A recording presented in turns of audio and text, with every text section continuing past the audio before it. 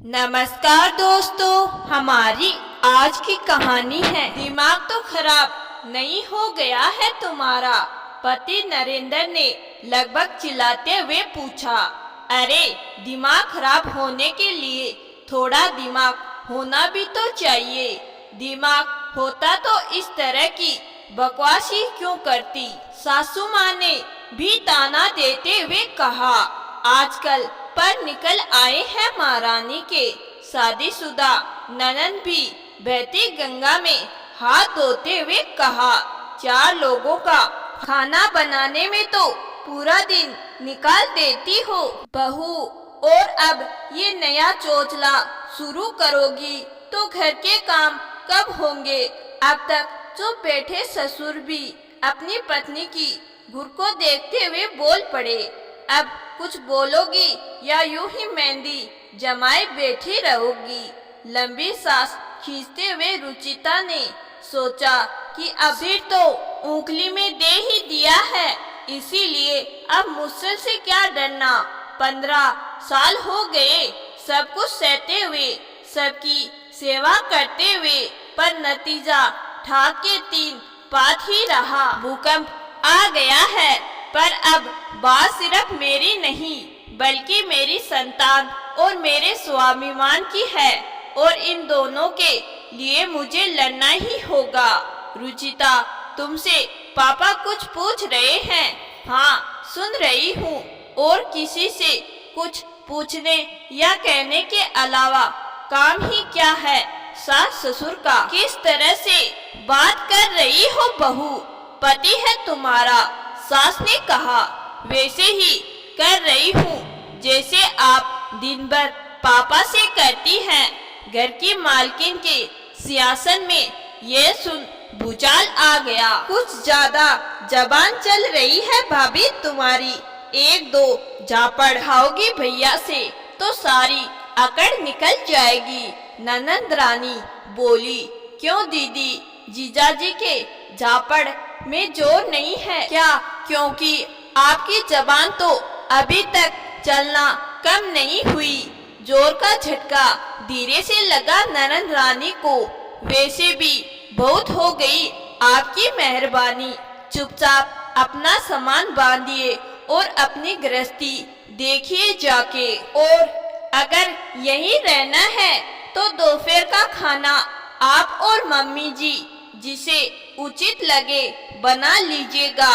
अब सबको बिस्तर पर बैठा के नहीं खिला पाऊंगी मैं। रुचिता ने एकदम कठोर और भावहीन स्वर में कहा।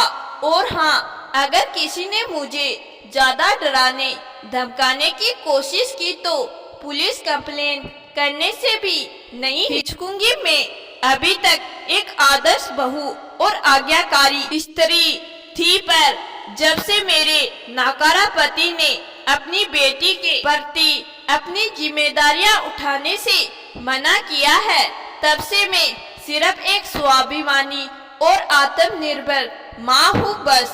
दरअसल रुचिता अपनी बेटी को शहर के अच्छे स्कूल में पढ़ाना चाहती है, और होनहार बेटी ने वहाँ की प्रवेश परीक्षा भी पास कर ली है।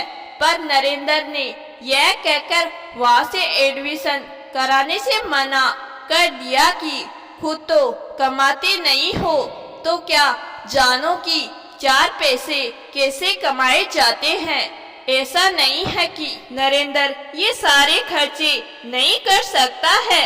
वो बड़ी कंपनी में कार्यरत है, अच्छा खासा पैसा कमाता है, पर उसका सारा पैसा या तो उसके फिजूल खर्चे के शौक पर खर्च होता है या फिर माताजी की तिजोरी में जाता है। जबकि पूरे दिन सबकी सेवा और चाकरी करने के बाद भी न तो रुचिता की जरूरतें पूरी की जाती है और न ही बेटी की। इसीलिए रुचिता ने घर पे बिना बताए अपने मायके से मिले गहने बेच के ससुराल के गहने तो सास के पास है।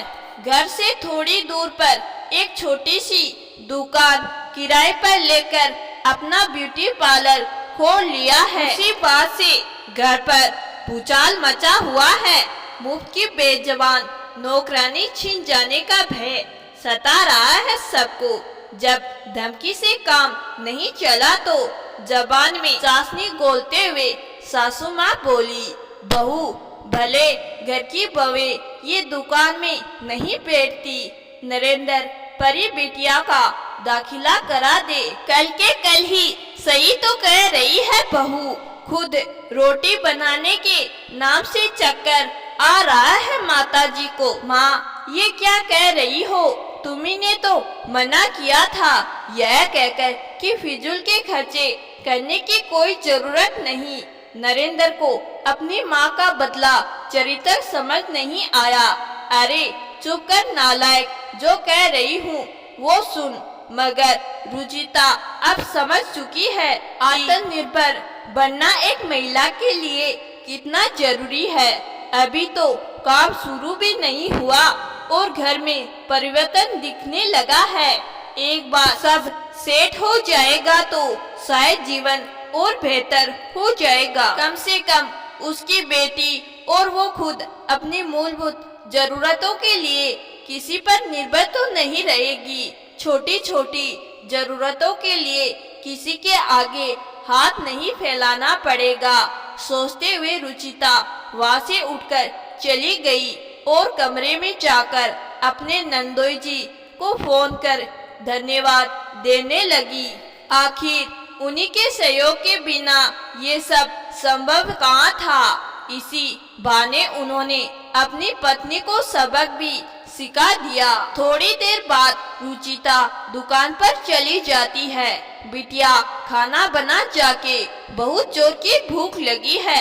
सासू माँ ननद से कहा। नंद रानी बोली, मैं रसोई में जाकर खाना बनाऊंगी, वो भी इतनी गर्मी में।